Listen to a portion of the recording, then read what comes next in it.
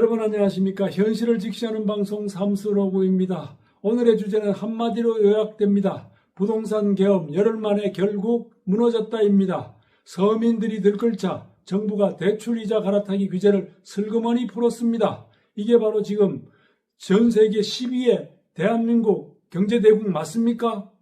정책은 밀어붙일 때는 군사작전처럼 물러설 때는 핑계처럼 11호 부동산 대책 기억나시죠? 열흘 전 수도권 전역과 경기 12개 지역을 규제지역으로 묶고 LTV 즉 담보 인정 비율을 70%에서 무려 40%로 확 낮춰버렸죠.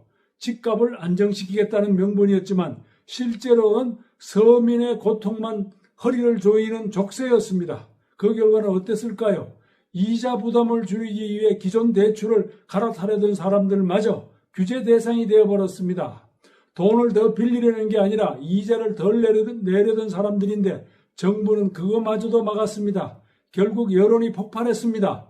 이재명은 연일 서민 금리 부담을 줄이겠다고 외치지만 정작 정부는 서민의 금리를 높이는 정책을 밀어붙인 결과였습니다. 비판이 쏟아지자 정부는 대출 갈아타기는 예외로 허용하겠다며 한 발 물러섰습니다. 아니 이게 말이 되는 소리입니까? 그 이유가 걸작입니다. 돈 빌린 사람의 상환 부담을 완화하는 효과가 있기 때문이라서라니요. 아니 그걸 이제 알았다는 것인가요? 정책을 발표할 땐 몰랐고 여론이 폭발하니까 알았다는 건가요? 바보들 아닙니까? 더 당황한 건 금융위원회의 해명입니다. 대책 발표 당시에도 이런 논란이 있을 줄 알았다는 것입니다. 그런데도 그냥 발표했다는 겁니다. 이쯤 되면 실수가 아니라 정책 코스프레입니다. 애초에 논란을 예상했는데도 강행했다면 그건 정책이 아니죠. 바보들의 행진이죠. 서민을 위한 척, 통제는 그대로, 그러다 민심이 폭발하니까 뒤늦게 예외 하나 던져주는 것입니다. 에라 이 껌이나 하나 씹어라. 이건 땜질도 아닙니다. 불 끄는 척하면서 불 붙이는 정책입니다. 이 정부는 부동산 시장을 국가 통제의 실험장으로 만들고 있습니다. 세계 10위 경제대국에서 벌어지고 있는 한심한 일입니다.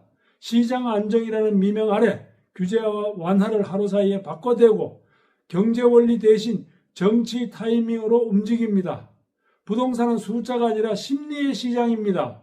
정책이 하루 만에 바뀌면 사람들의 신뢰는 한순간에 무너지는 것입니다.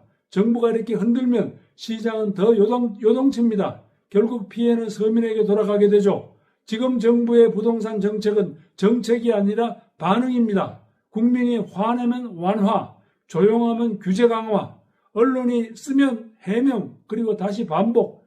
이것은 시장을 통제하는 게 아니라 민심에 끌려다니는 것입니다. 그리고 그 피해자는 언제나 서민입니다. 집 없는 서민, 대출로 버티는 중산층, 정부가 진짜로 서민을 생각한다면 정책을 이렇게 마구잡이로 장난감처럼 다루지 말아야 합니다. 계엄처럼 내리고 땜질처럼 풀고 이게 나라입니까?